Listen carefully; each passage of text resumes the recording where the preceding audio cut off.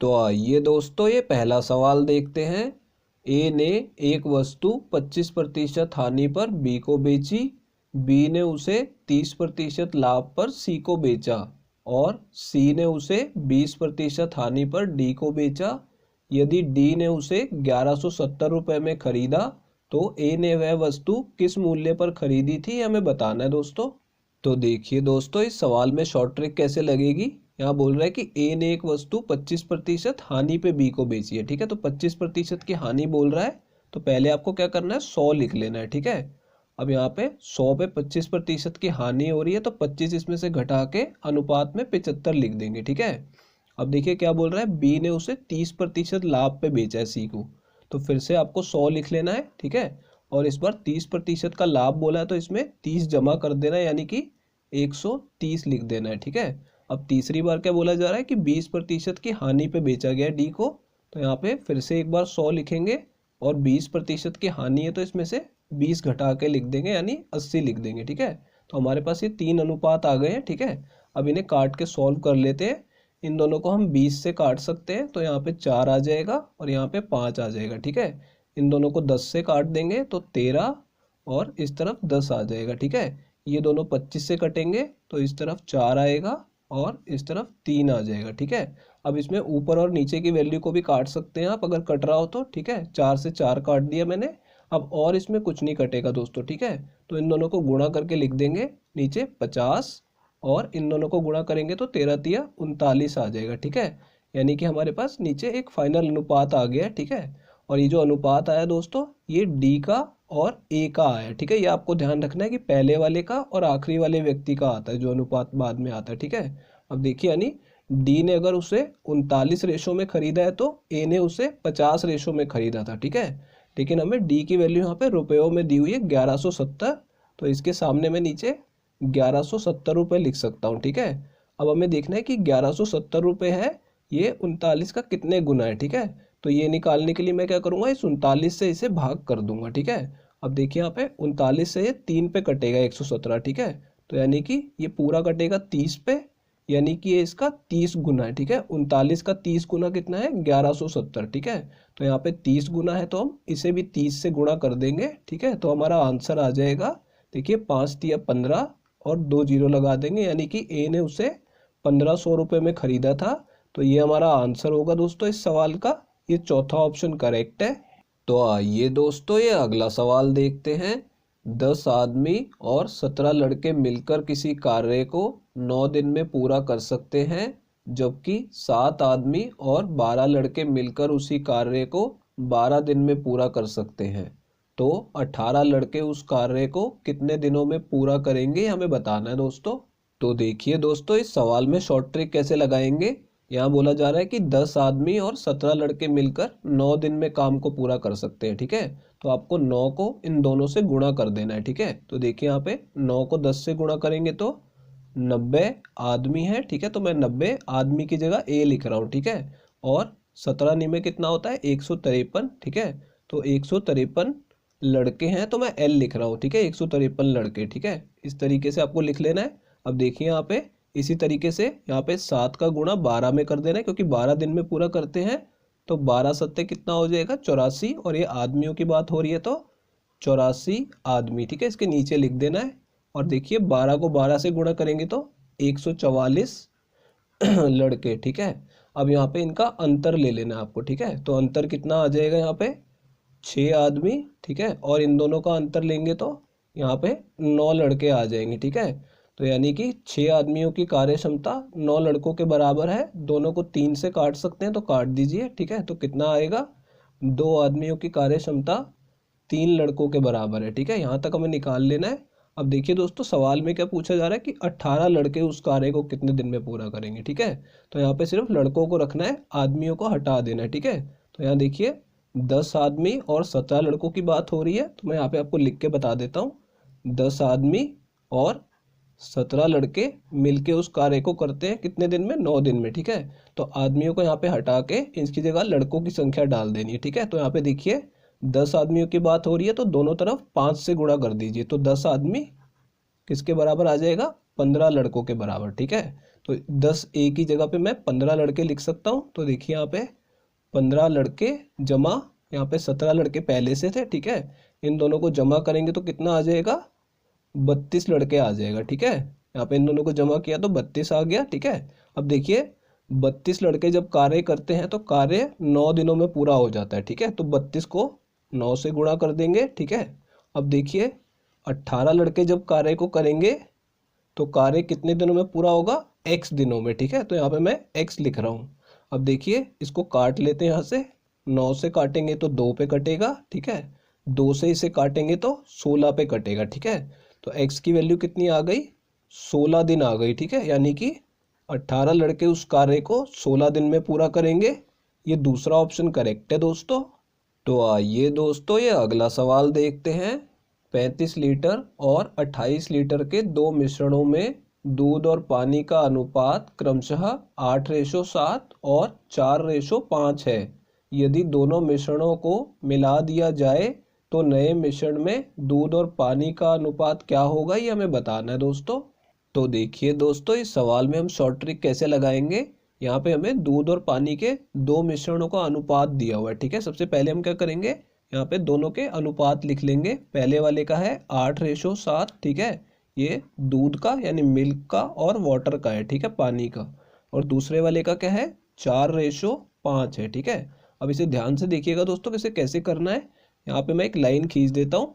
अब देखिए दोस्तों यहाँ पे ये जो पहला मिश्रण है इसकी मात्रा कितनी है, 35 लीटर है। ठीक है, तो इसके सामने मैं 35 लिख दूंगा। ठीक है, और दूसरे वाला 28 लीटर है। ठीक है, तो इसकी मात्रा मैंने इसके सामने लिख दी है। ठीक है, अब देखिए इन दोनों को जमा करेंगे। ठीक है, इन दोनों को जमा करेंगे तो 15 आएगा। तो यहाँ पे आपको 15 नहीं लिखना, आपको इसके साथ नीचे गुणा में 15 लिखना है। ठीक है, ये ध्यान रखिएगा, इन दोनों का जो योग करेंगे वो नीचे वाले के साथ लिखना है। ठीक है, इन दोनों को जमा करेंगे तो 9 आएगा, उसको इसके साथ गुणा करना है। ठीक है, अब इन दोनों को हम इस तरीके से काट सकते हैं जैसे ये अनुपात में या भाग में दिए हुए हैं। ठीक है, तो इसे काट लेते हैं दोस्तों। देखिए यहाँ पे इन दोनों को मैं 5 से काट दूंगा तो ऊपर 7 आएगा और नीचे 3 आ जाएगा। ठीक है, 3 से मैं 9 को काटूंगा तो 3 पे कटेगा। ठीक है, 7 से 28 को काट देंगे तो 4 पे कटेगा। ठीक है, अब देखिए यहाँ पे ऊपर 3 बचा है और नीचे 4 बचा हुआ है। ठीक है, यहाँ पे 3 बचा है और इधर 4 बचा हुआ है। ठीक है, अब 3 का गुणा इन दोनों में कर देना है। ठीक है, ये भी ध्यान से समझ लीजिए, 3 जो आया है उसका गुणा इन दोनों में और जो 4 आया है उसका गुणा इन दोनों में कर देना है। ठीक है, अब देखिए यहाँ पे अनुपात क्या बन जाएगा, यहाँ पे 24 आ जाएगा पहले और यहाँ पे 21 आ जाएगा। ठीक है, और यहाँ पे कितना आएगा, 16 और यहाँ पे 20 आ जाएगा। ठीक है, अब ये करने के बाद आपको सीधा इनको जमा कर देना है। ठीक है, दूध और पानी का अनुपात आ गया, इनको जमा करके आंसर आ जाएगा। देखिए यहाँ पे इन दोनों को जमा करेंगे तो 40 आ जाएगा। ठीक है, इन दोनों को जमा करेंगे तो 41 आ जाएगा, यानी नए मिश्रण में अनुपात कितना होगा, 40:41 होगा। ये चौथा ऑप्शन करेक्ट है दोस्तों। तो आइए दोस्तों ये अगला सवाल देखते हैं। 18 पुरुष और 24 महिलाएं मिलकर किसी कार्य को 5 दिन में पूरा कर सकते हैं, जबकि 23 पुरुष और 31 महिलाएं मिलकर उसी कार्य को 4 दिन में पूरा कर सकते हैं। तो 20 महिलाएं उस कार्य को कितने दिनों में पूरा करेंगी, हमें बताना है दोस्तों। तो देखिए दोस्तों इस सवाल में हम शॉर्ट ट्रिक कैसे लगाएंगे। यहाँ बोला जा रहा है कि 18 पुरुष और 24 महिलाएं 5 दिन में कार्य पूरा कर सकते हैं। ठीक है, तो 5 का गुणा इन दोनों संख्याओं में कर दीजिए। ठीक है, तो देखिए यहाँ पे 18 पंजे कितना हो जाएगा, 90। तो यहाँ पे लिख देंगे 90 पुरुष, यानी P लिख रहा हूँ मैं पुरुष को। ठीक है, और 24 पंजे कितना होता है, 120। ठीक है, तो 120 महिलाएं। ठीक है, M लिख रहा हूँ इसको।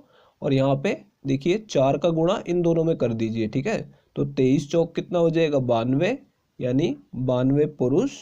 और यहाँ पे 31 को 4 से गुणा करेंगे तो कितना आ जाएगा, 124। ठीक है, तो 124 महिलाएं। ठीक है, इस तरीके से आपको लिख लेना है।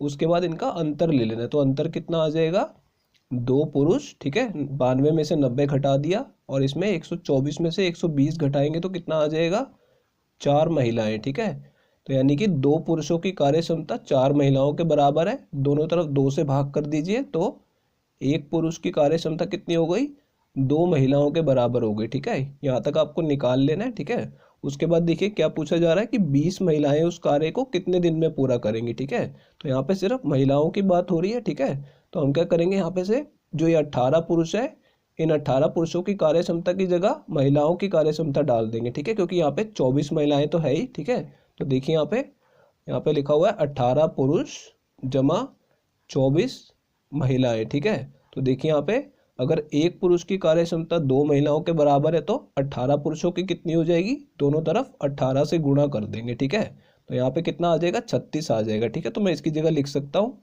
कि 36 महिलाएं। ठीक है, यानी मैंने 18 पुरुषों की जगह 36 महिलाएं लिख दिया और ये 24 महिलाएं ऐसे ही लिखा रहेगा। ठीक है, तो इन दोनों को जमा करेंगे तो कितना आ जाएगा, 60 महिलाएं। ठीक है, तो देखिए यहाँ पे अब कैसे करेंगे इसको सॉल्व।